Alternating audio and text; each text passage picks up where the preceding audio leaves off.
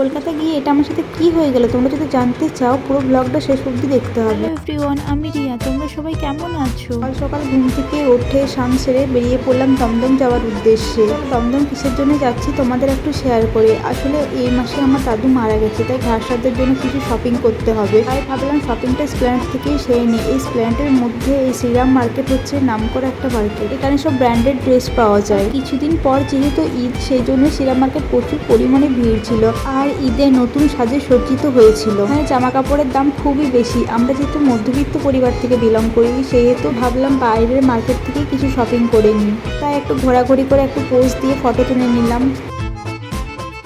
অনেক রকমের গেমস হচ্ছে, তাই আমি যার সাথে গেছিলাম তাকে বললাম চলো আমি একটা গেমস খেললো। সে বললো তুমি ভয় পাবে।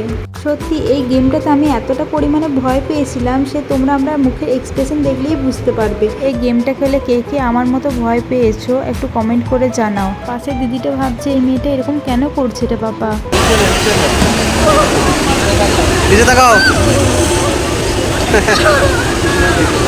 সত্যি বলতে আমি আগে বুঝতে পারিনি এই গেমটা এতটাই ভয়ঙ্কর গেম। না হলে আমি খেলতামই না এটা। মজা নেওয়ার জন্য তো আমার সাথে যে গেছিল সে তো ছিলই। সাদের জন্য কি শপিং করলাম চলো এটা পরের ভিডিওতে তোমাদের সাথে শেয়ার করব। আজকের মতো এখানেই ব্লগটা শেষ করলাম। তোমাদের যদি ভালো লাগে একটা সাবস্ক্রাইব করে দিয়ে যেও।